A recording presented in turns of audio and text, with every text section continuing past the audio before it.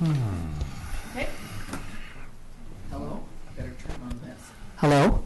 There we go. That's better. Good afternoon, everyone, and welcome to the regular meeting of the Osoyoos Town Council, Tuesday, April the 18th at 2017, 2 p.m. in Council Chambers. So we will call the meeting to order, and first up is the adoption of some minutes. The Committee of the Whole meeting minutes of April the 3rd, the regular open minutes of April the 3rd, and the special open minutes of April the 5th. All 2017. We need a motion to adopt those, please. Thank you. Councillor Rhodes, Councillor Youngberg. All in favor? Thank you. Business arising. Looks like there's none. Introduction of late items. The only thing we're going to do is change business number 1 and include that instead. That's the audited financial statements, and we will move that after the correspondence. Is that correct?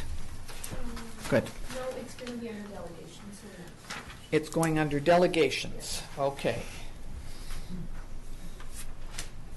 Thank you. So we need to have the agenda adopted as amended. Thank you, Councillor King, Councillor Rhodes. And first up then, we will have the delegation from the audited financial statements of the Town of Osoyoos and the Sun Bowl Arena. And we have Amanda and Tessa who are going to present this to us. Thank you. Please come up. Good afternoon, Mayor and Councillors. My name is Tessa King from White Kennedy, and I am here today to present the Town of Osoyoos and Osoyoos Sun Bowl Arena audited financial statements for the year ended December 31st, 2016. Management is responsible for the preparation and fair presentation of these financial statements in accordance with Canadian public sector accounting standards. Our responsibility is to express an opinion on these financial statements based on our audit.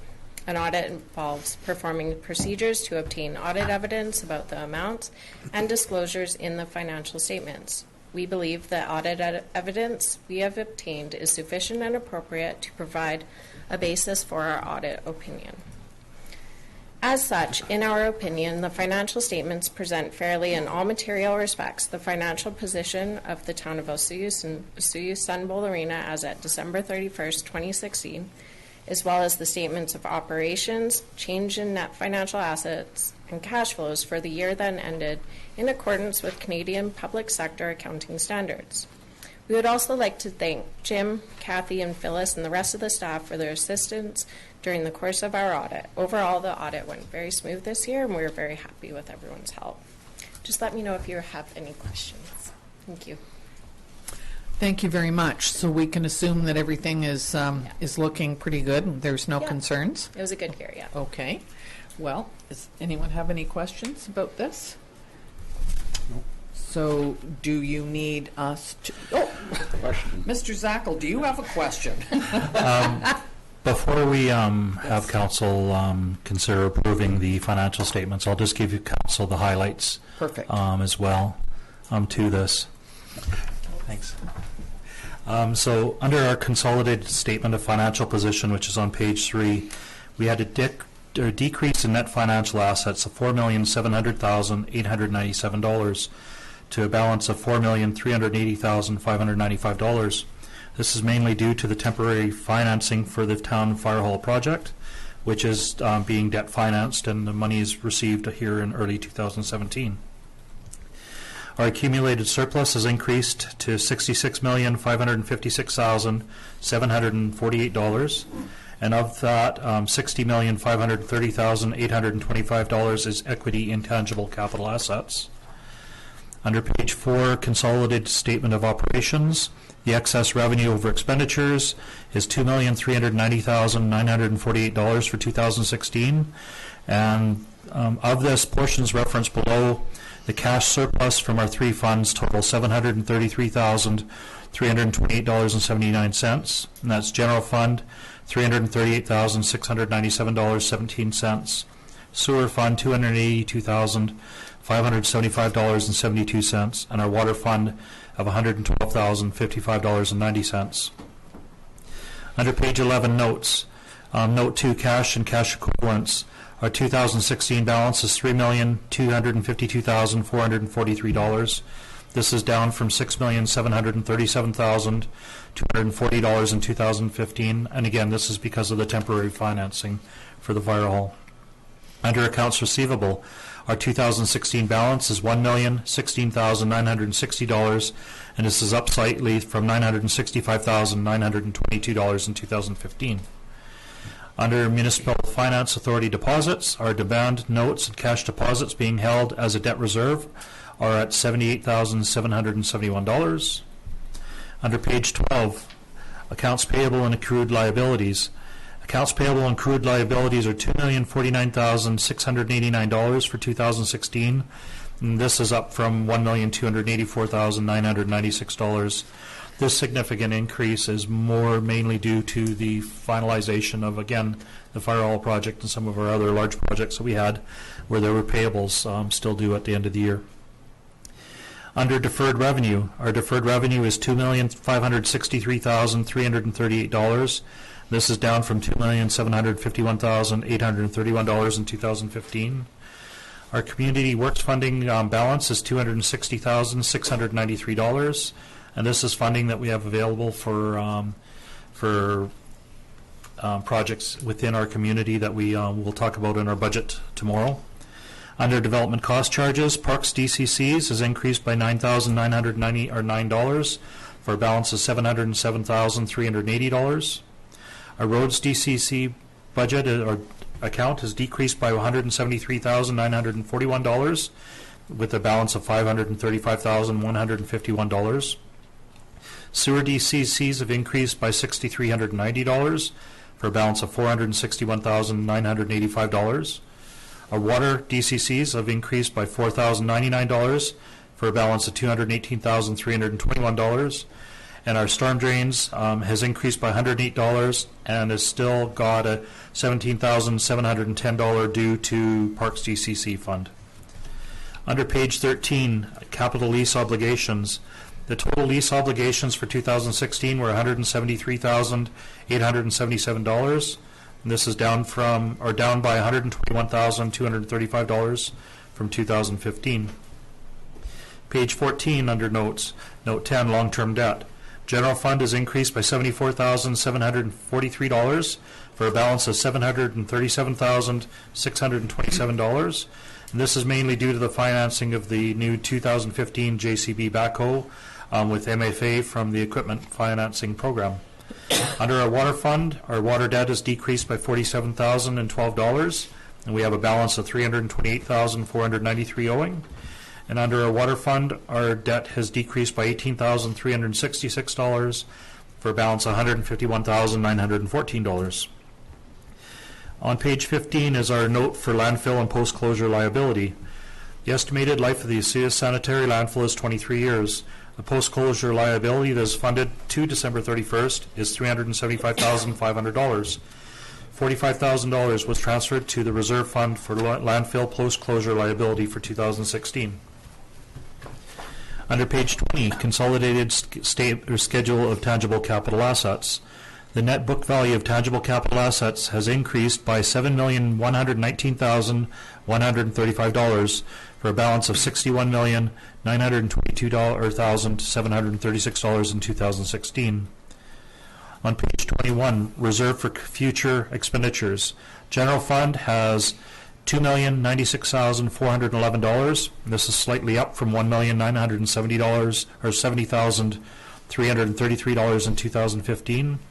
The sewer fund has $956,563, and this is up from $521,499 in 2015. The water fund has $2,127,752, and this is up from $1,612,974 in 2015. On page 22, schedule of property and other taxes. Our net taxation for 2016 was $2,664,068. On page 23, consolidated revenue and expenditures by object. Our excess revenue over expenditures, which is our net income, is $2,390,948. It also, on page 23, it shows the level of subsidization through taxation for protective, transportation, and recreation and cultural services. Under page 24, Cemetery Care Fund, the fund is increased by $3,070 and has a balance of $85,792. And our Sun Bowl also has a surplus of $29,012 in 2016. So implications for community: financial accountability to the community, organizationally, financial accountability to council and to staff. Under significant dates, financial statements must be approved and sent to the Ministry of Community, Sport and Cultural Development by the statutory deadline of May 15th. And the option before council, for council to approve the Town of Osoyoos and Sun Bowl Arena audited financial statements as presented. Thank you very much. And thank you, Mr. Zackel, for all the work you do to make sure that this is handled correctly, that all of everything balances, which sort of amazes me that you can do that, but obviously you can because you're good at it. And we're just happy that nobody has found any concerns here. So did you want to speak? Yeah. Sure. Okay. I was going to move for council to approve the Town of Osoyoos and Sun Bowl Arena audited financial statements as presented. Thank you. Are you seconding that, Councillor I want a question. And you had, okay. And you, good. And would you go ahead then? Yeah, thank you, Madam Mayor. On page 21 in your reserve fund for sewers and water, there seems to be about a $500,000 increase on both of them. Does that just come down to timing on a couple projects? No, there was a capital project in 2015 that we had budgeted for and is continuing to be done in 2016. Those monies were allocated from operating funds, so I basically set them aside in reserves, so that would go towards that project in 2016, rather than just showing as as income, a surplus income. Okay. Anybody else have any questions? Yes, Councillor Rhodes. Well, I'll echo those comments. Thanks very much, Jim. I know you and your staff and everybody that worked on this deserve a real round of applause for being able to put this together every year. Sometimes I sit in this chair and I pretend I know exactly what's going on with it, but it's very complex, and it's like running a big corporation, and you guys always do such an awesome job. I did have a question, though.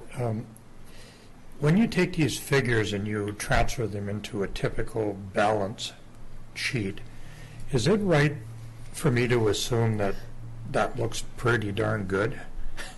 I know that's a kind of a cynical remark, but I say that because often you look for problem areas in your balance sheet, and when I just kind of put the figures around in a very simple balance sheet thing, it looks pretty darn good, like extraordinarily good.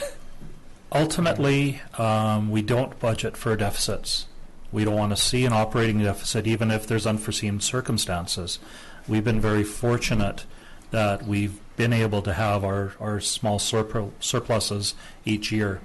So, it's knock on wood that we haven't had anything really significant that would have impacted us financially. So, yes, we're moving in the right direction. It may not be as fast as sometimes as we'd like to see. Our reserves are slowly increasing, which is another definite benefit for our community and for council for moving forward on different projects. So yes, we are moving forward. There's still the improvements that we can make where we can invoke policies into establishing certain additional reserve funds and that to protect the community for the future, and that's dialogue that we'll have in the hopefully the near future as well. So yeah, okay, thanks. Anything else? Okay, it's been moved and seconded that we approve the statements. All in favor? Thank you very much. Thank you. And thank you to Jim, too. Thank you, guys. So we will now go back to water matters. Am I correct? This is, okay. Mrs. Hilson will go here, too. So Water Districts 8 and 9 financial accounts, to report on expenditures from accounts payable. Water District cash requirements to April the 18th are in the amount of $10,388.18. We have options to approve or not approve. I move to approve. Okay, Councillor Moreira, Councillor Ray seconding that. Any concerns? All in favor? Thank you very much. And the next thing is the correspondence. And that would be from the Okanagan Basin Water Board report. And just a couple of things that are on there that I'd like to point out. One is that $300,000 in funding went to Valley Water projects in the last month, and those are available. If you click on obwb.ca, you can see all of the projects in the 3 regional districts that have been okayed. Unfortunately, the one project that Osoyoos had put in for was not allowed this year. The next thing is the Water Board responds to BC Mussel announcement, and there are quite a few letters that have been written by the Okanagan Basin Water Board, and it's really being brought out to the public often. And there has been an increase from up to 10 stations this year, and one of them at Golden is even open 24/7. So that's a very good thing. I'd also like to point out that FCM, which is the Federation of Canadian Municipalities, is in Ottawa at the beginning of June, and a couple of the directors from the Okanagan Basin Water Board are going to meet with some of the ministers there and try and really get involved in trying to make sure they understand why this is so important to us. There was a wetlands grant of $10,000 that came from the BC Ministry of Community, Sport and Cultural Development to build wetlands. That was for OBWB. And the Don't Move a Mussel special event. There is a new mussel sniffing dog named Hilo, and apparently his cousin is also going to be on board, and both dogs apparently, sorry, that's correct, they're both going to be there, and they're going to be moving around the province, hopefully sniffing out these nasty mussels. So we're quite happy about that. I believe there is a public meeting down. They are first cousins. That's correct, and there will be a meeting. I believe it's in Osoyoos on April the 26th, and I think it's at the Sonora. I'm sure I saw that. Doesn't say it on here, but I believe it's here locally. So if there is something like that, hopefully we can get it in the in our website, and it will be in the paper. Do you know about that? Yes. Okay, good. So we'll leave that to me. Yeah. Is that thunder? Yeah. Oh, wow. It's pouring rain like these. Okay. So that's everything about OBWB. They're a very active group. They have a lot of credibility all across the country. So it's great that we have them in our area. Okay. Do we need to have that correspondence received? Thank you. Next is moved and seconded? No, just received? Okay. All in favor? Thank you.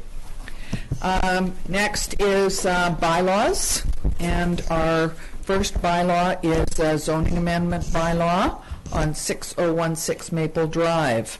Ms. Wong. Thank you.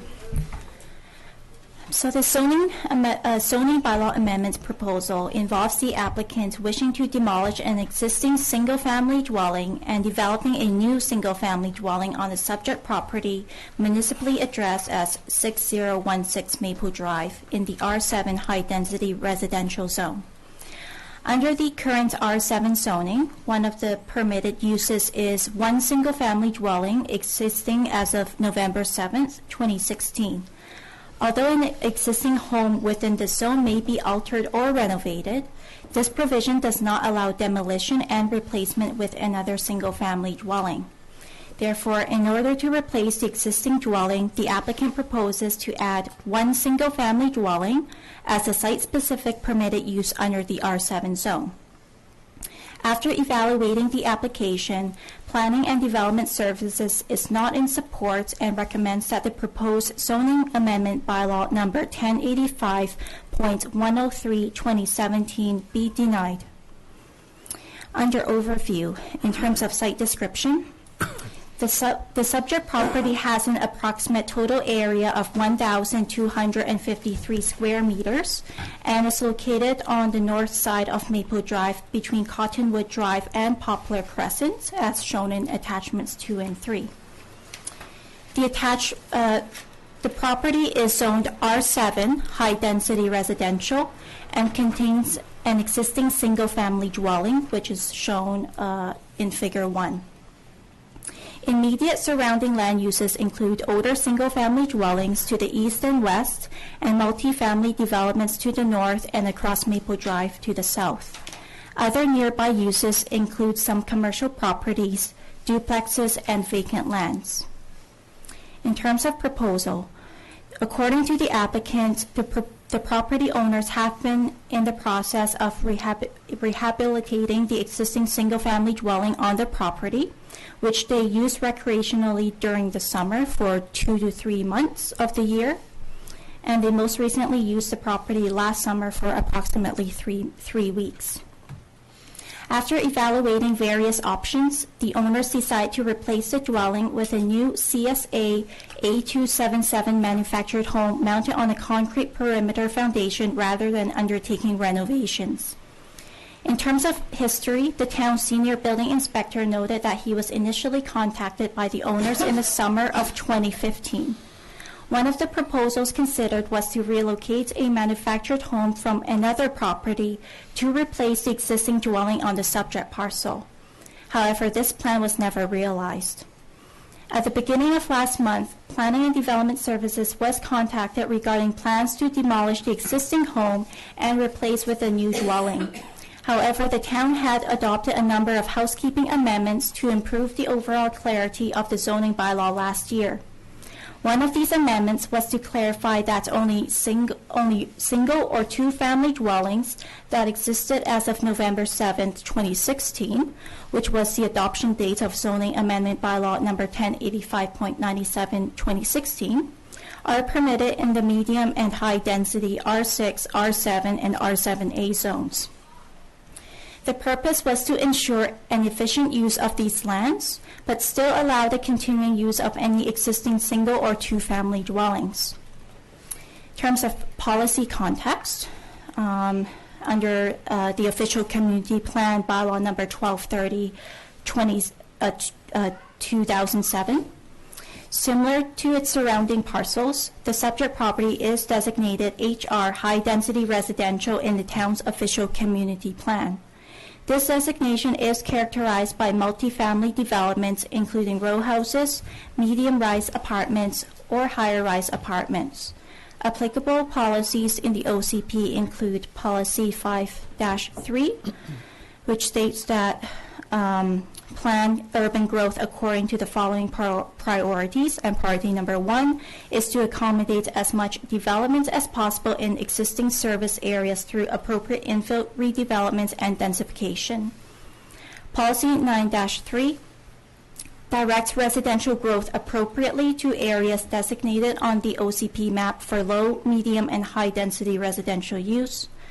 Policy 9-6 discourage residential developments requiring downzoning or developments that do not exploit allowable residential densities. Policy 9-8 promotes a mix of lot sizes for single-family or duplex housing, including a large proportion of high-density lots to conserve land. In addition to these OCP policies, the OCP also states that suitable areas are allocated on the OCP map for new, medium, and high-density housing, including apartments and row housing, and will be protected for that use. Since it is acknowledged that certain properties within the R7 zone may contain an existing single-family dwelling, the intent of the one single-family dwelling existing as of November 7, 2016 use is to permit already established homes to continue as a conforming use while preventing the underutilization of high-density lands. While an existing single-family dwelling in the R7 zone may be retained, the use is no longer in effect once the home is demolished. Moving on to analysis. The key consideration of the property owner's application is to assess whether or not to allow a new single-family dwelling as a site-specific permitted use to facilitate the replacement of the existing dwelling under the current R7 high-density residential zone. Following a review of the application, Planning and Development Services staff recommends against the proposed amendment for the reasons listed below. Permitting a new single-family dwelling on the subject property is not consistent with the OCP land use policies and the existing HR high-density residential land use designation. The intent of existing policies include making the best use of lands, maintaining a compact urban form by promoting infill redevelopment and densification in existing urban areas, and promoting higher density development wherever appropriate. As seen in Attachment 3, a number of nearby properties within the surrounding R7 zone cluster are either vacant or already contain different forms of multifamily developments, including apartment buildings and townhouses. And within this R7 zone cluster, approximately 1.554 hectares of land have redevelopment potential. And this translates to a potential of approximately 115 dwelling units based on the R7 zone permitted density. With the establishment of a new single-family dwelling, the probability of the property transitioning to accommodate a higher density multi-unit use, for example through lot consolidation, would likely be diminished. And the proposed zoning bylaw amendment may set a precedent for other properties that currently have a higher density zone. Instead, staff proposes that the current use of the property be maintained by not amending the zoning bylaw for the following reasons. According to the town's building records, the existing single-family dwelling was constructed in 1983, which is relatively newer compared to the two existing dwellings from the late 1950s on the abutting properties.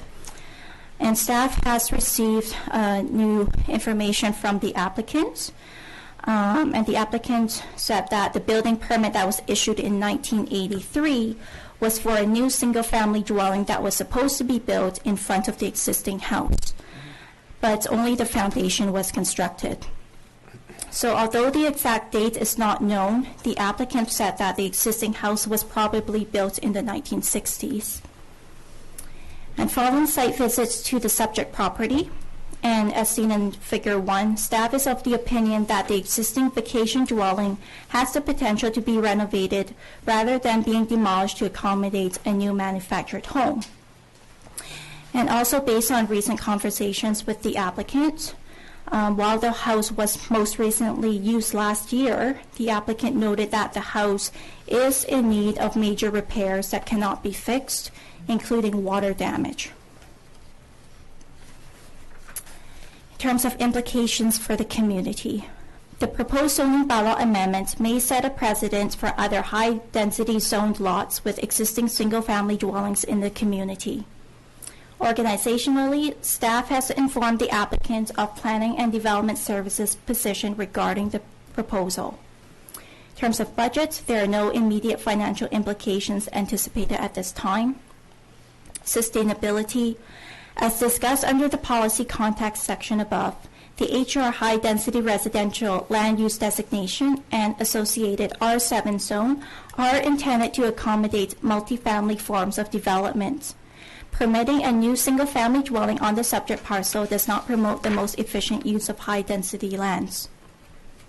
The options before Council are: option number 1, Council denies giving first and second readings to Zoning Amendment Bylaw number 1085.103 2017, and the bylaw will be abandoned. Option number 2, Council gives first and second readings to Zoning Amendment Bylaw number 1085.103 2017 and schedules a public hearing.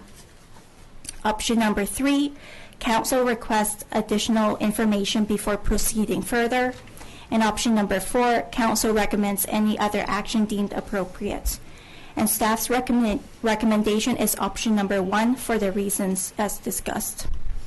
Thank you very much for a very detailed report.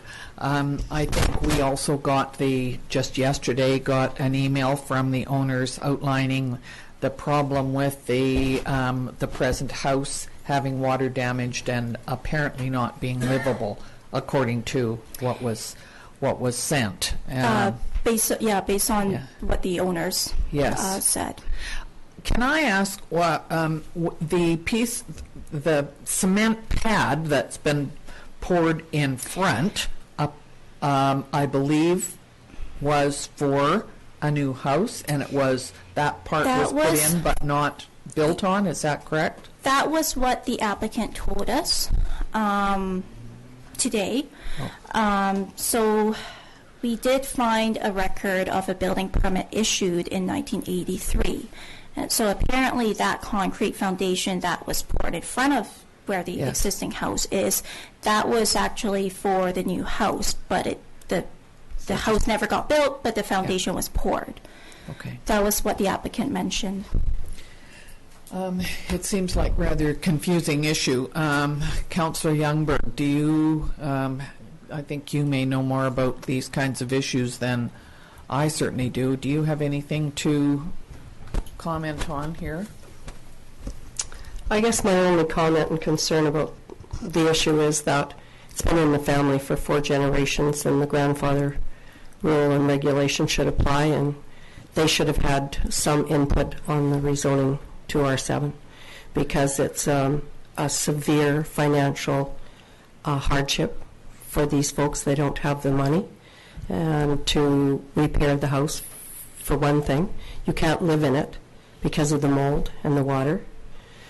And I think that, in all fairness, it would have been a good idea for the building inspector to have made an appointment to go and view the property on the inside and take pictures and look at it from that. And I'm not trying to be demonstrative. I just think that would have been a great approach, because the house, as it currently stands, really isn't livable. So to require that they oblige by the OCP plan of R7, when in fact they had only taken over the property as the siblings a couple of 3 years ago, I don't think they were aware of the process at all. They have owned this property since 1987. But they were children then.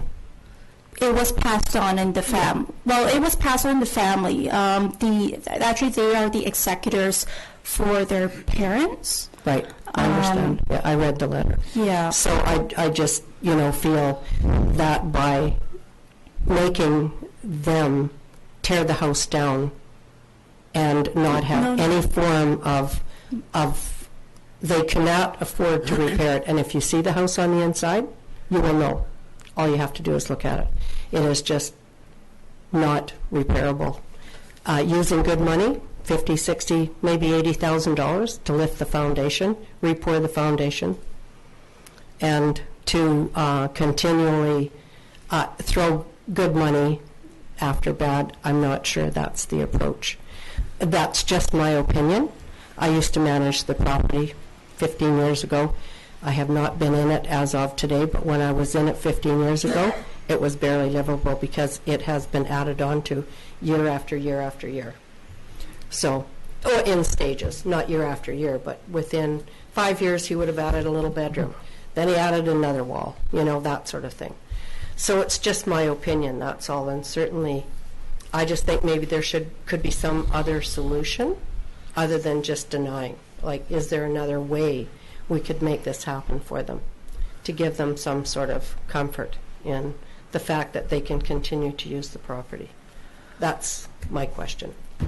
So I guess what I looked at was the fact that the foundation is already there. It hasn't been built on, but from what you reported, that their suggestion was to put a manufactured home on that foundation. No, it's not going to be on that. They're going to be removing that foundation, they would have to report a new foundation Oh, I see. So for they'd the have to new start manufactured home. Yeah. So based on their proposal, they would have to remove the existing foundation that's in front of the home. They would have to demolish the existing home, remove that foundation, and as part of the new home that they're proposing, a new foundation would have to be constructed. Okay, that was one of the things that I was thinking about, that if they put it on that, might be considered the same home. Are they able to, on an R7 property, is this going to be a problem with them getting financing, or because it's it would, or does that not enter into it, and is that not our concern? I mean, I don't know whether it would or not, but if it's on an R7 property, somebody wanting to help them with financing, which apparently what they might need, according to the letter, may not be able to accommodate that because of the zoning. Am I correct? Do you mean accommodating a new single-family home? And the renovations. And the renovations. If they were to have to raise $100,000 to renovate a home that was built in. Well, the $100,000 that was based on a 2015 proposal, that was the cost that they mentioned it would cost to relocate another manufactured home that was nearby to their own property. Mm-hmm. Just so that we could possibly move forward in more of a permissive kind of way, is to ask them to do some evaluations for renovations and supply a contractor. As they've indicated, 2 contractors have said they wouldn't touch it. So if that's the possibility, I think we're here to try and find a solution to some of the issues, and the solution is difficult because if a contractor will not repair the house, it's beyond repair, and they have to build something that's conforming to an R7, which would be a unit with multi-units. Mm-hmm. They can't afford to buy that, to build that. What do you think the solution would be? I just think to create that hardship on a family in Osoyoos is not really what our job is.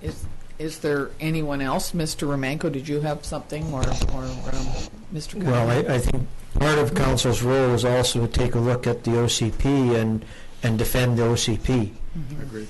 I sometimes seeking solutions requires taking a bigger look at what your OCP documents say and what the plan for the community is in the future, understanding the hardships it may create. Mm-hmm. Not that we want to create hardships, but the fact that that particular area and it's the neighborhood has been designated for that particular site. I don't know. There's a comment that in the letter we got today that they weren't informed about this zoning amendment. I don't know if there's any comment on that. Sorry, I didn't go into that, and I had other comments too. So what you're talking about is a rezoning of general applicability, that it would apply to numerous properties through the town. So in such cases, you do not, and you're not required to contact each and every property owner. That would be quite a use of our resources. In terms of the individual situation with the family there, I quite understand the comments that are being made, but there is a much larger policy issue facing council here. The general area down there is very suitable for apartment development, and I would venture to say for rental apartments, and everybody knows that we have a shortage of those in town. If a new house is permitted to be built on this particular property, it just makes it a bit more difficult and impairs the flexibility of developers to come in and purchase lots and put together sufficiently sized properties that they can develop good-sized developments. And we've heard that through property amalgamation in the area, they could probably accommodate development with 115 units. That's very hard to find in other parts of the town, and especially at the development costs, relatively lower development costs that would be faced here. Other places where we have R7 zoning, they are in areas where the land costs are likely to be more expensive because they're view lots. And this particular property has all the servicing around it, which the other ones do have as well, but it's also flat. It's a relatively easy property to develop compared to some of the others. So I say there's a difficult situation in terms of the individual circumstances of the property owners, but as I say, there's a larger, much larger policy issue facing council, which I just want to put forward to you. Thank you. One of the things I note on the map is that lots number 4 and 6 on either side have single-family houses on them, and I'm not sure what, presumably if somebody wanted to put in multi-lots in there, they would likely try and get all 3 pieces of property. Would make more sense, wouldn't it? And those 2 houses, that are surrounding it. Yeah. excuse me, and those 2 houses are older homes. Yes. They're in good condition, but they're older homes. Yeah. Okay. I'll let Councillor Rhodes and then Councillor Younger. So this morning we talked about several things that keep you awake at night, and this is one of the things that kind of kept you awake for a little while. When we were engaged in crafting the OCP, and you get to matters like this, you look at the wording and you go, there's going to be pitfalls in the future at some point, because you can't write a book that covers all scenarios. And but I do, and I'm going to choose the words from CAO Romanko. It is very, very important for us to defend the OCP. If we don't agree with things that are in it, then it's our job to change it accordingly when those opportunities come our way. So I'd like to make a motion based on the exact wording in the recommended option of number 1. And I do have a comment if there's a seconder for that. Okay. Is there a seconder? Councillor Campbell is seconding that. And go ahead with your comment. And then mine. Okay. Thank you again. And speaking in favor of the motion, of course, when the wording for these type of applications and the guidelines that we have are crafted, we often forget about the other side of the coin, because if you build a $900,000 home, zoning protects big box companies from building a building right beside your house for obvious reasons. You would expect things to be the way they are, and you move forward and you spend money on things, and that's the way I'm kind of viewing this right now. It's regrettable. It may not be the best thing for the applicant. It may not be the best thing for council and that kind of thing, but it certainly demonstrates our resolve towards the official community plan that we have. And once again, just to repeat myself, I think it's very, very important that we use that as our guiding principles, and that certainly applies in this particular case. Thank you. Councillor Hallberg. Yes, thanks. There's surrounding property that's been for sale for probably 12 years, I would think. And that is lots of property that supplies rental accommodation and further development. There's 80 units on one side, and I believe this was approved for 24 townhouses on the other side. So I think there's lots of room, and I understand the OCP very well and really appreciate the fact that members of council would like to support that. However, I think this is a grandfathering issue that should be considered. The lots 4, 5, and 6 could be rezoned to R1 if, in fact, we wanted to make some sort of a gateway to allow the other properties to be developed. So I will vote against the motion. Okay. Is there anyone else who would like to speak to this? Okay, so we will ask the question then. We're voting on whether to accept option 1. All in favor? And against. Yeah. Okay. Thank you. That was carried. So, thank you, Ms. Wong.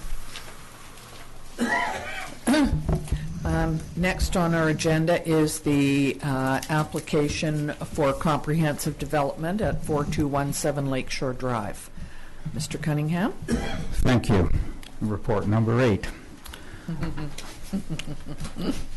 On April 3rd, 2017, Council gave third reading to bylaw amendments respecting a development application for 4217 Lakeshore Drive for Mr. Chris Muradian, agent for Richard Coughlin, president of RLC Strategic Capital Management Corp. The attached map shows the location of the 14.2-acre subject property on the east side of Lakeshore Drive. That's attachment 1. The intent of the development application is to enable comprehensive development of the property for mixed low-rise housing along with a small amount of commercial space.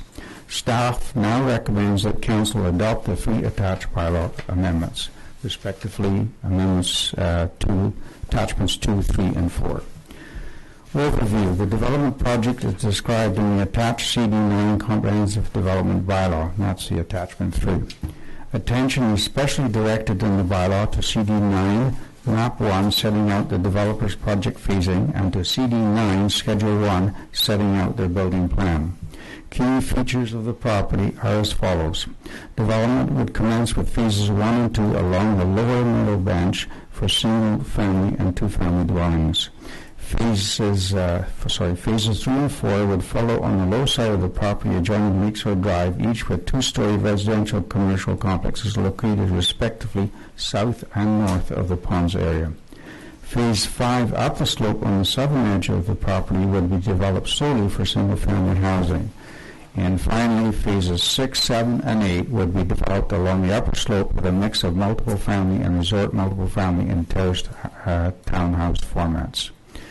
Considerable town diligence and developer cooperation over a lengthy application period has resulted in a balanced development concept for 4217 Lakeshore Drive, which is greatly improved over earlier versions.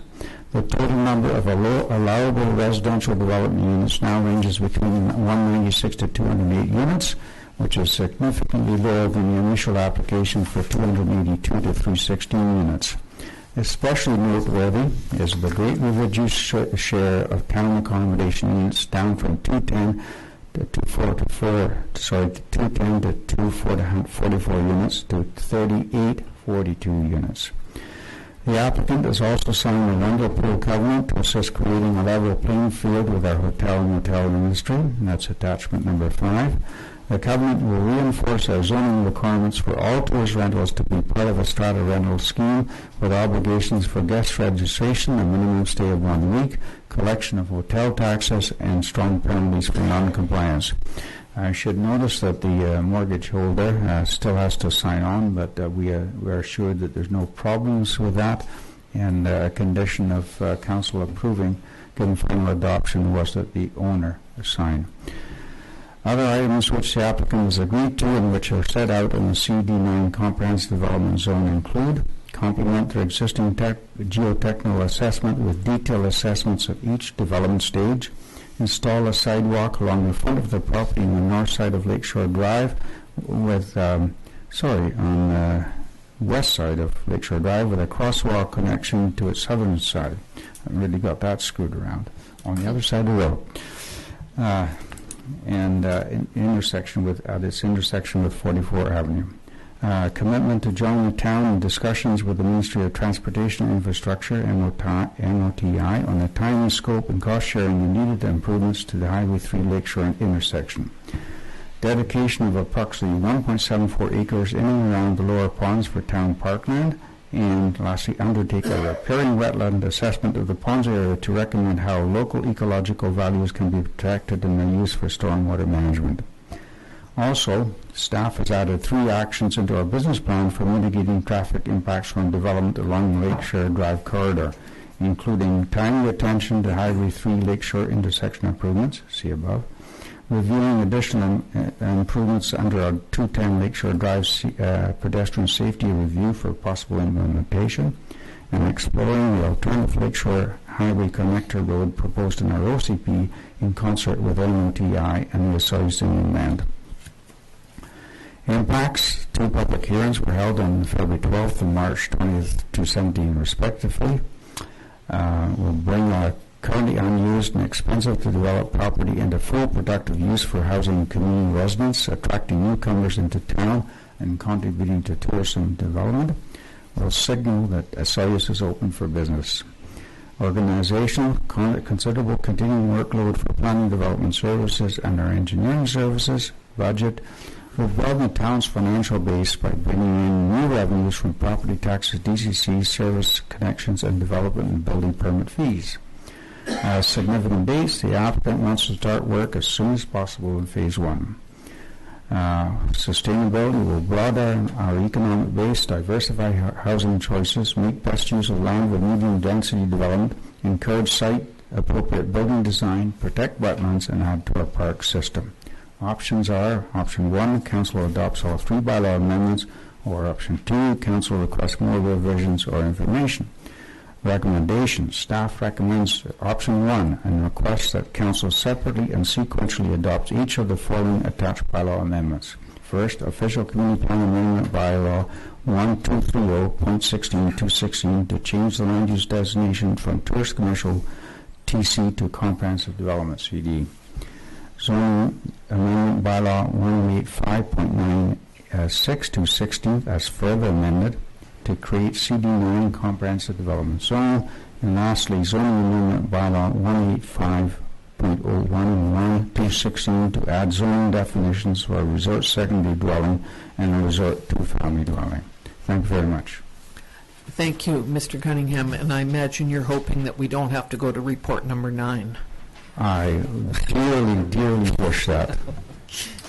Well, thank you for looking after all of the details that that have been requested, and we certainly gave first 3 readings to this. So, Councillor King, are you? Yeah, thank you, Madam Mayor. Just a question under amenities number 6, where they're looking to give the ponds in the area, I guess, to the town. Does that make us responsible for the upkeep of it, or do they have to do some environmental studies around that area before they would turn it over? Yeah, both. So they have to do some environmental studies. They have to do a riparian wetland study that's been agreed by them. Mm-hmm. And second, if once it's transferred to us as a parkland dedication, then we assume responsibility for ongoing maintenance. Thank you. Councillor you. Campbell. This has been a lengthy process. But however, I think it was a worthwhile one. When I look at the public input from the hearings to the concerns and the level of interest in this project and the concessions that have been made to this point to what seems to be less concern from the community, judging by the grandstands in front of me here, I would say it was a very worthwhile process, and it certainly changed the scope of the project in a way that the community is more comfortable with. So as exhausting as I'm sure it was, I could complain for us, but I mean for your department, I do think it was worthwhile. Having said that, I'd like to move option 1 and start with the Official Community Plan Amendment Bylaw 1230.16.2016 to change the land use designation from tourist commercial to comprehensive development. Okay, and we have that moved and seconded. Anybody like to comment on that? All in favor? Thank you. Could we go to the zoning amendment bylaw? Councillor Rhodes. I'll move the second option, zoning amendment bylaw 1085.96, 2016 as further amended to create a CD9 comprehensive development zone. So that's option 1, right? Option 1, Yep. number 2. Yeah. Okay. So are you seconding that? Councillor Campbell, all in favor? Thank you. Councillor Campbell. I'd like to move zoning amendment bylaw 1085.101/2016 to add zoning definitions for a resort secondary dwelling and a resort two-family dwelling. Thank you. Councillor King, you seconding that? Thank you. All in favor? Thank you very much. That's done. Thank you, and I wish to heartily thank Council for their patience and forbearance through this long process. But as Councillor Campbell said, it was well worth it. I think we came out with a much better development than we started. So thank you. Good, and thank you for all your work. Okay, next is the Waste Management Services and Regulations Amendment Bylaw. Mr. Zackel.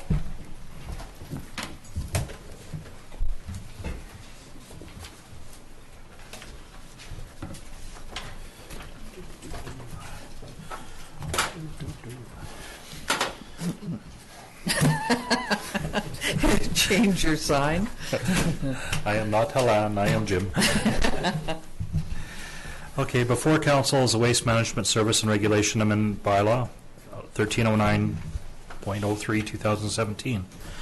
And this is to review and update Waste Management Service and Regulations Bylaw. This bylaw was established to set regulations for services to collect and dispose of solid waste recyclable materials within the town of Osceola and for materials accepted at the Osceola Sanitary Landfill.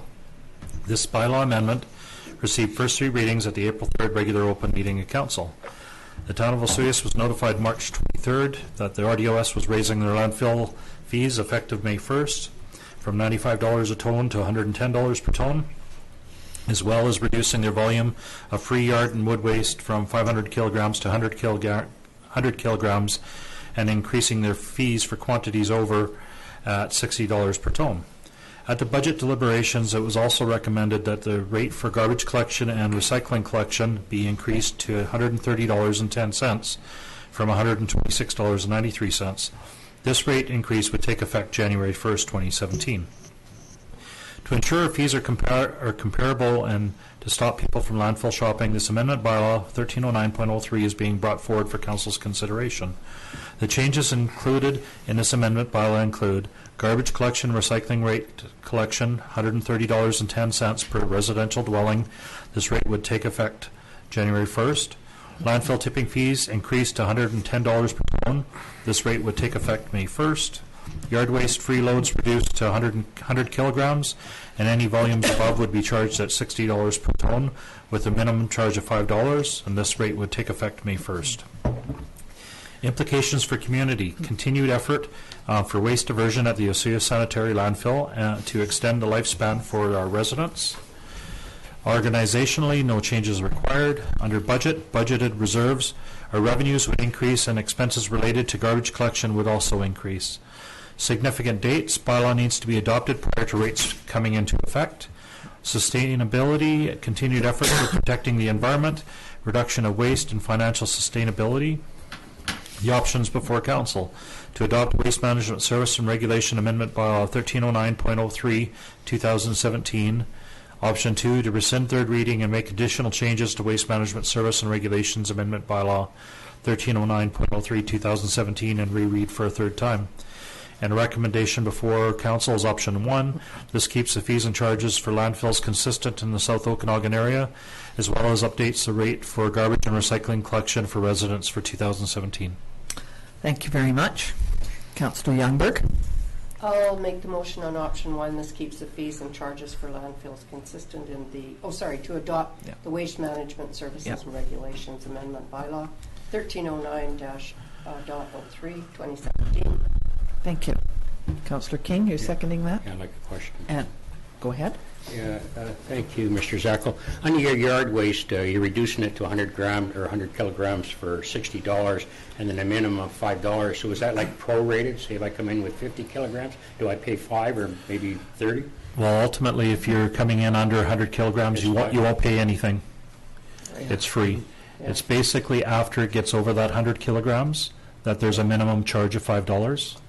That's not the way I interpret the sentence. Okay, that was my poor wording then, because ultimately for loads under 100 kilograms, the load will be free. Yeah. And after then, it becomes a minimum charge of $5, but it's being charged at $60 per ton. Sure. So it doesn't really say after anything. Yeah. What's the yard waste free loads reduced? The free yard waste from 500 to 100. That's how I read it. Yeah, that's why I read it too. Okay. So what's the $5 for then? $5 is if you're over the 100 kilograms, So if you come in at 105 kilograms as an So I'm example, coming with 500, instead of paying 120, I'd pay $65. you'd pay $60 per ton. You'd pay $60 per ton for anything over that 100 kilograms. Okay. Yep. Jim, are you going into the yard Yeah, waste we're going business? to, yeah, Okay. there's a big business coming up in this town. Lots of BS going around.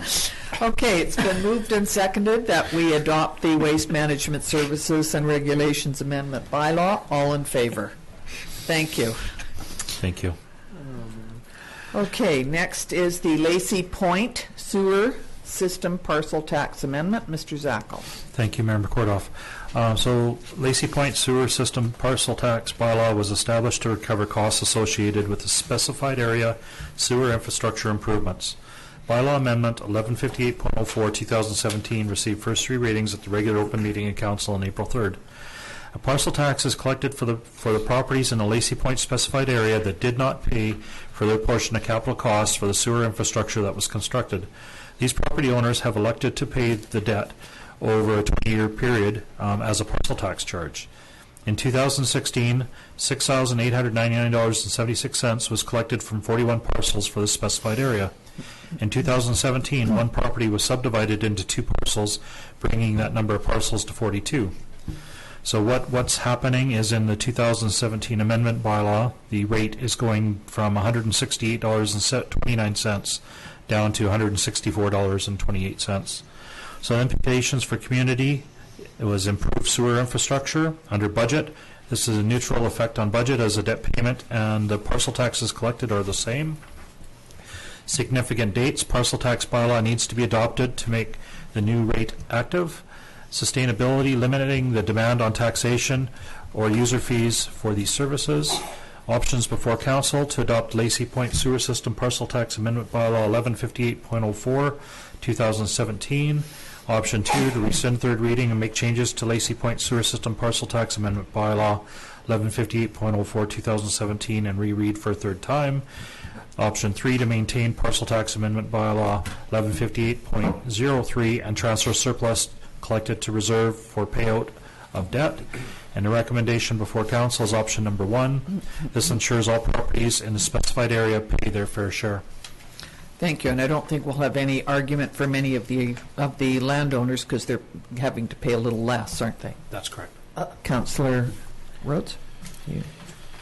I'll move option number 1 to adopt Lacey Point Sewer System Parcel Tax Amendment Bylaw 1158.04 of 2017. Secondary is Councillor Campbell. Anybody need to talk to this? All in favor? Nice to have a straightforward one. Absolutely it is. All in favor? Thank you very much. Thank you again. Okay, thank you. We've done that. So next is Councillor Youngberg has an expense to attend a meeting in Penticton on March the 7th. Did somebody move the? So moved. Thank you. Councillor King, Councillor Campbell, all in favor? Thank you. Next is the Miss Van Vienen.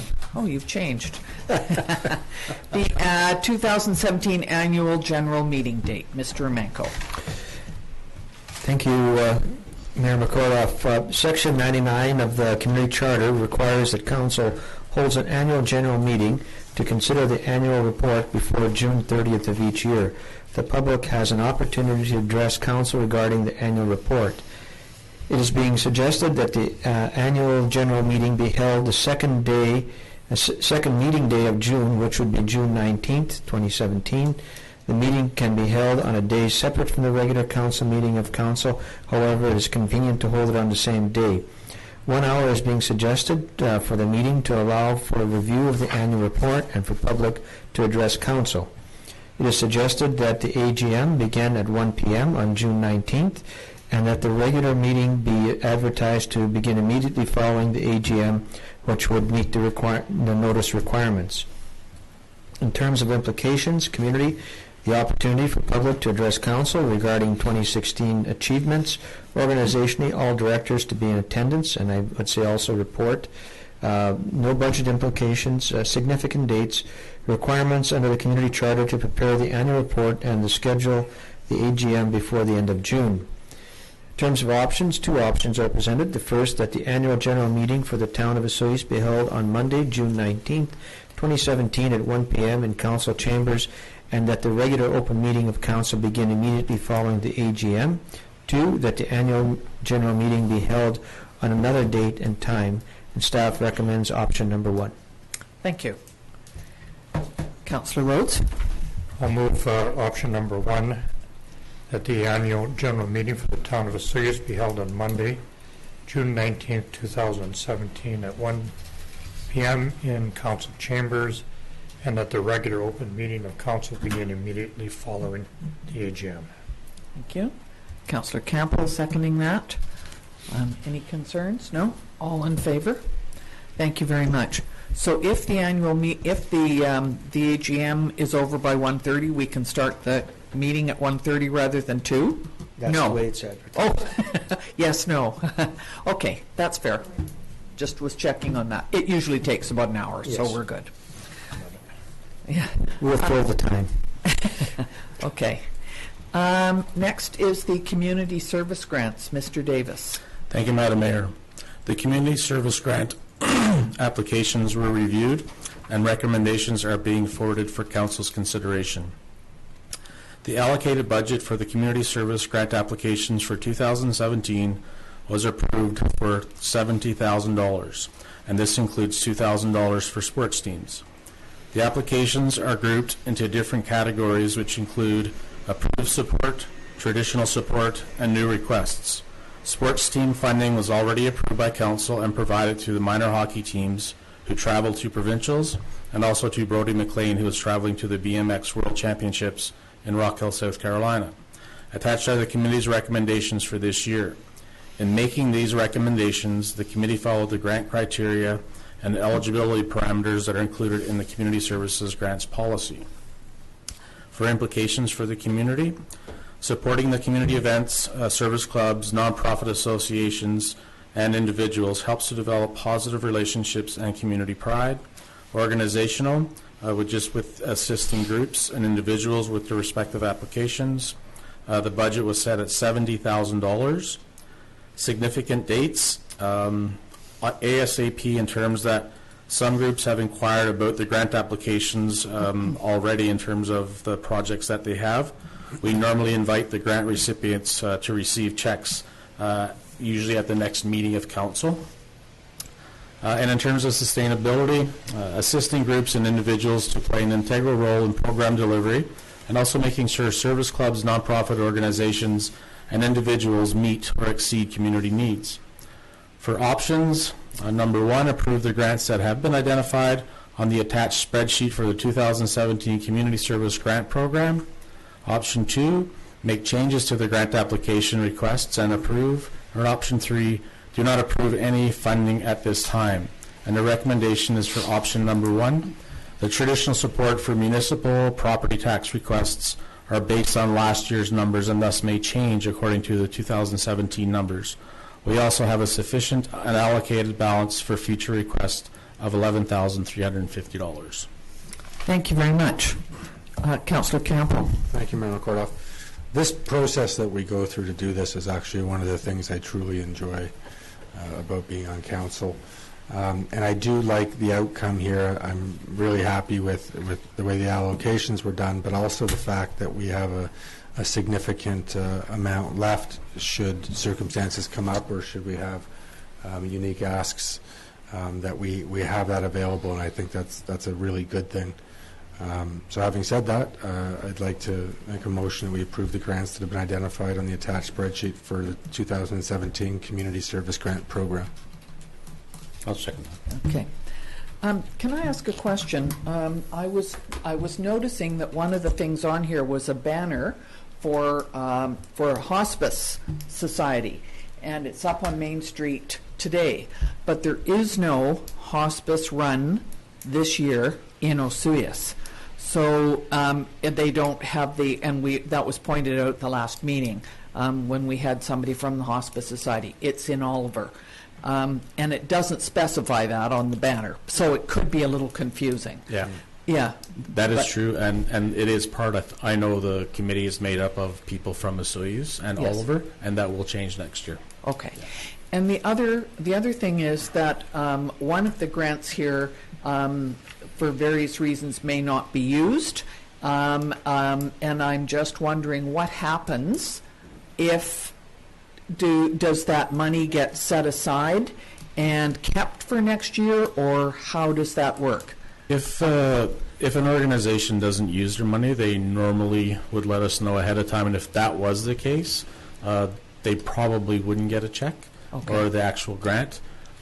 But I don't know of any ones that are not going to use it at this point in time. Was there something you had? Yeah, well, I'm just a little bit concerned about the Osoyoos Ambassador Program. Okay. They are have gone through a bit of a difficult time, and I'm not sure that they are able to use it. And when I asked some of them the other day, they just don't have people signing up for the program this year like they had. I think there was some confusion, and so I'm just wondering if that happens, rather than present the check the next time, do you sort of wait and check with them, or is it up to them to contact you and say, we're not going to accept it this year? After today, if council approves, or what council approves, they'll be given a phone call. Okay. And then we will invite them to next council meeting, and they should let us know at that point in We time. might want to make a note just on that Yeah. one for when that phone Yeah, call and it would happens. be, it was Cara Burton that is involved, and, you know, I'm sure that when they put in the application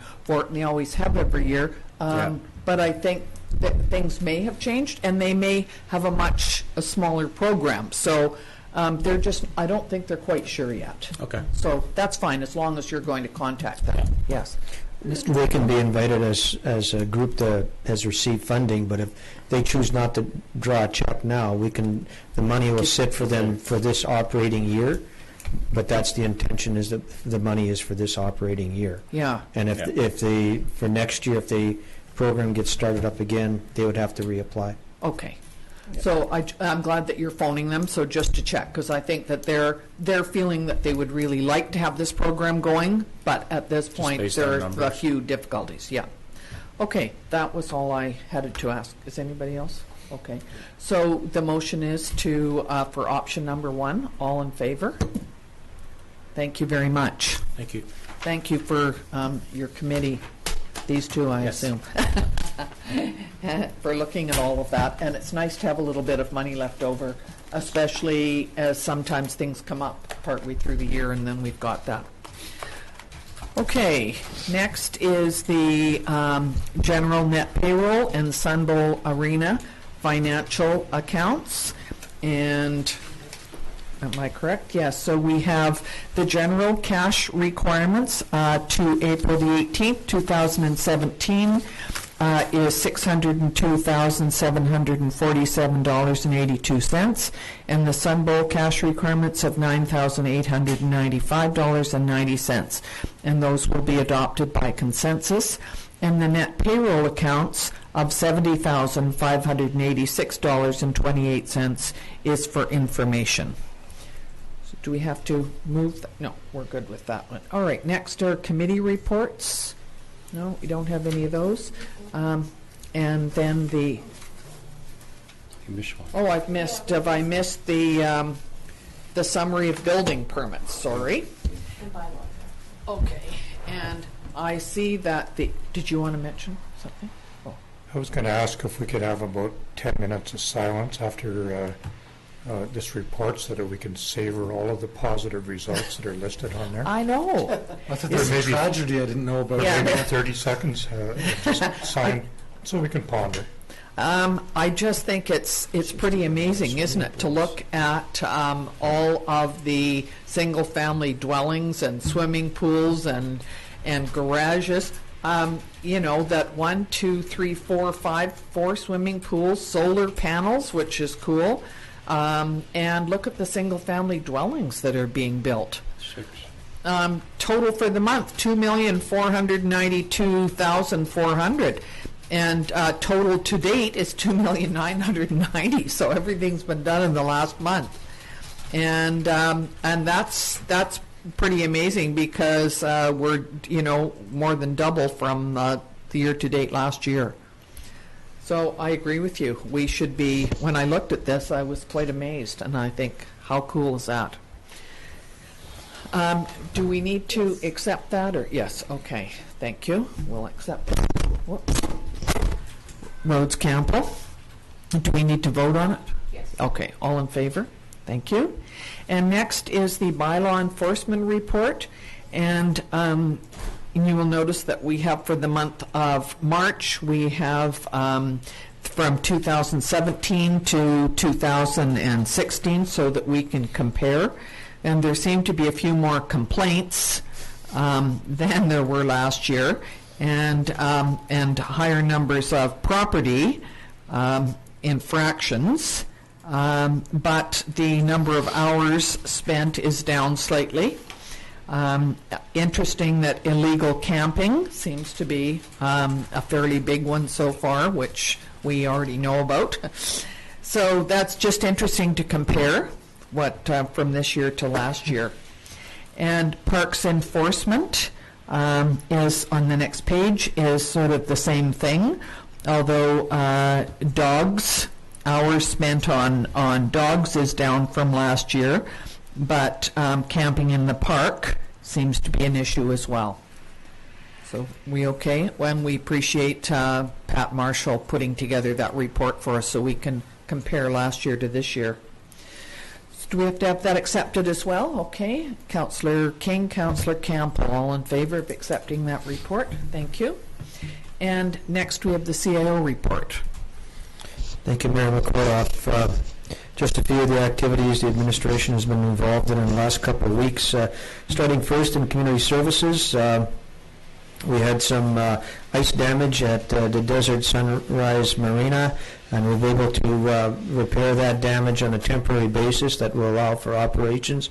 And come fall, we'll have to go back in there and invest some more funds to try and bring it up to the appropriate standards, but will be good for this operating year. The roof has been repaired at Desert Park. This is part of the building renovations that are being completed this year. The Volunteer Appreciation Luncheon is scheduled for Saturday at 12 noon. The Sun Bowl Arena is winding down for the season, and annual shutdown will begin on May 8th. And a number of spring programs have started, and we have programs for preschool children and youth, including basketball, blast ball, swimming lessons, crafty kids, and Kids Can Cook.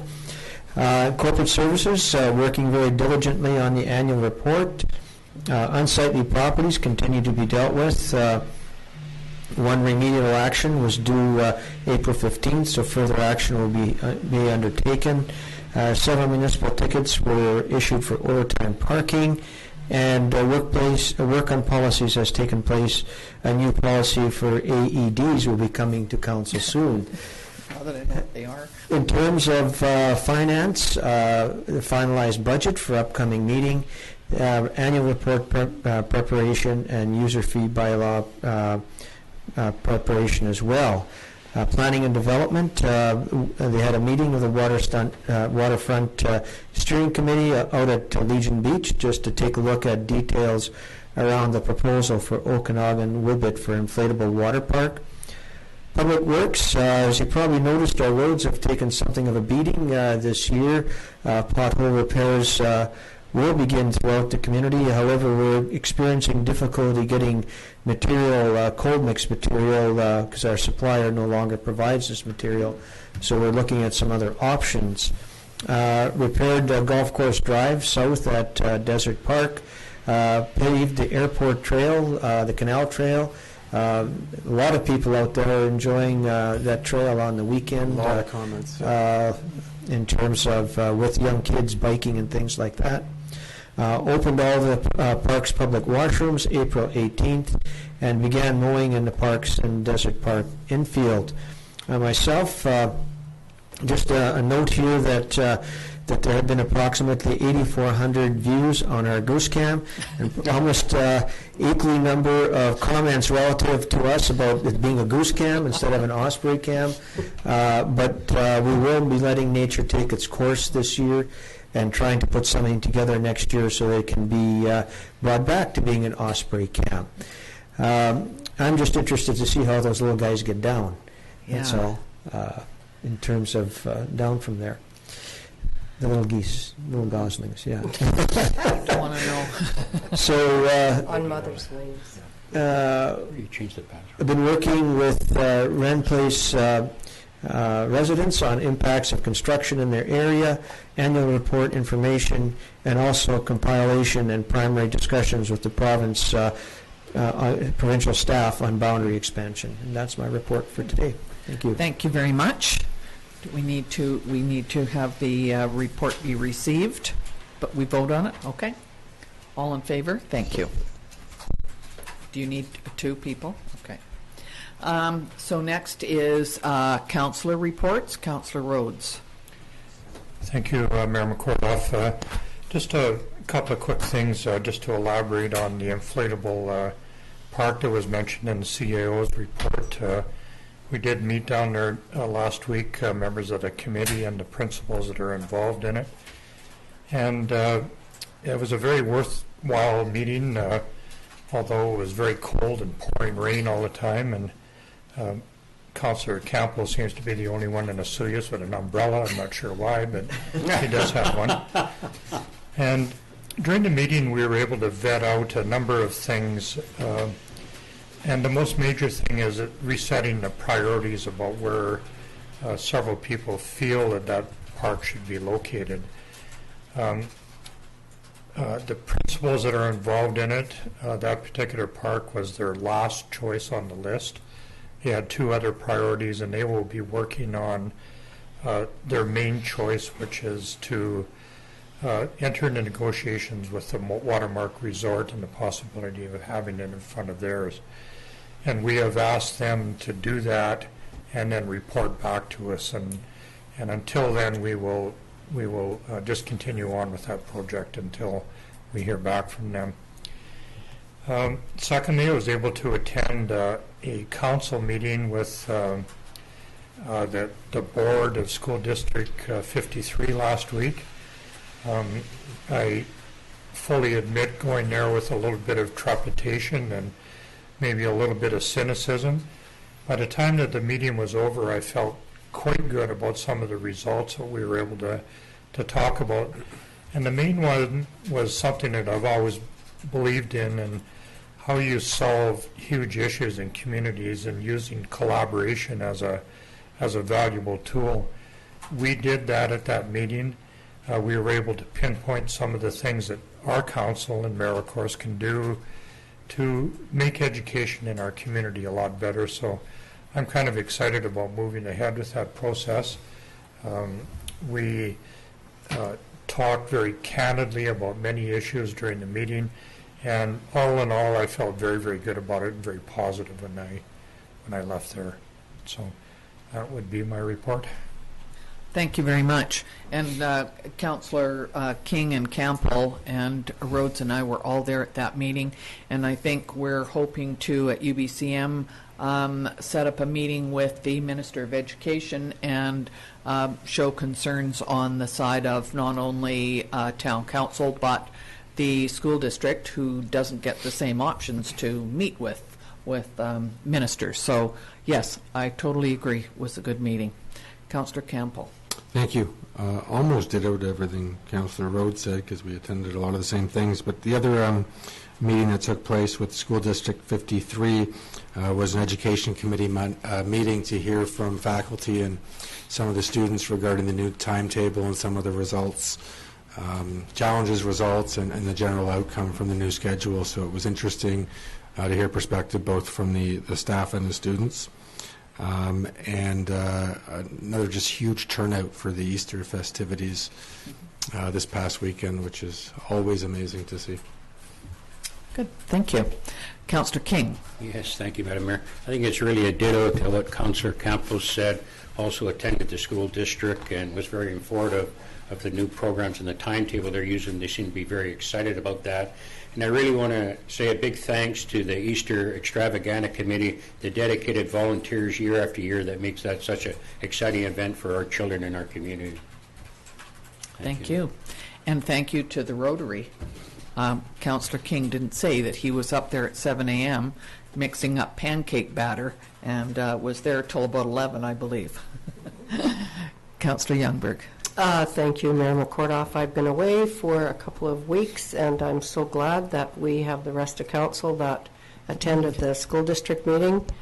It's very important that we continue to have education at the secondary level in our community, for sure. And just a nice reminder that we are aggressively trying to encourage everybody to attend the medieval fair at Desert Park on the long weekend of May, which is the second year and very interesting to many other areas of Canada, I might add. So we have a lot of activity going on the Saturday and Sunday, and hope that you all attend. The Oyster Festival this weekend, which we support, which I support for the firemen, and hope to see a bunch of people support the Oyster Festival that takes place at all the resorts in town, which seems pretty popular as well. And don't forget to buy your daffodil to support the Cancer Fund. And that's my report. Thank you.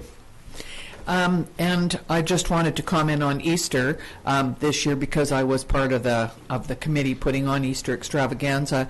Well, I was down at the field. My job is to get all of the kids arranged and lined up in groups depending on their age, and all the parents are there too. And I had the new megaphone ready, and I was trying to explain to them how this was going to happen, and I said the word "so," and two boys in the front thought I said "go," and they started to go, and I said no, stop, and they weren't looking at me, they were looking at the eggs, so I just said to everybody, okay, go. So they all went flying down the field a little bit further than they should have if I'd had a chance to explain how far to go down. However, it takes us about an hour and a half to get the field ready every year to clean it all up first and then put out the eggs and get everything all set up, and it takes about 2 minutes to pick up the 3,500 eggs and all of that. Anyway, it's always fun and the kids love it. And all of the other things that were on that day, it was perfect weather for our Easter Extravaganza. Town center here was really well attended. There were all kinds of kids there. There was entertainment. There was a bouncy castle. The firemen came and brought one of the fire trucks and had, they didn't do head shaving. They decided they're done with that part. But they served hot dogs and collected money for cancer. Rotary put on a fantastic pancake breakfast again. And it's just shows that this community works together and puts on all these events. It's not just the Festival Society. It's everybody else working together and doing that. I was also last week at Vimy Ridge Memorial out in front of the Cenotaph, and it was put on by the Legion. Very nice. It was 100 years since Vimy Ridge, the battle had happened, and Doc Ritchie asked me if I would say a few words, so I had to really do a little homework on that and find out exactly what it was and what happened. And there were about 20 to 30 people down here doing that, as well as all over the province, so and all over the country. And the 3-hour celebration, I think, over at Vimy actually. So that was very well attended by everybody. Next week, some of council is going up to SILGA, which is Southern Interior Local Government Association meetings. It's up at Sun Peaks Resort, which just had 10 inches of snow, and they're predicting more. So I don't think spring has come up there yet. However, it'll be interesting to find out what is going on up and down the Southern Interior, and just want to say a big thank you to all the people who responded and are coming to our volunteer lunch on on Saturday morning at 12. I think we have 240 people from in town that are going to attend this, and I'm sure there are many more volunteers who have other things on and wouldn't be able to attend, but we think volunteers rock. So thank you very much, everybody, and we will have ask for an adjournment of this meeting, please. Councillor King, Councillor Campbell, all in favor. Thank you.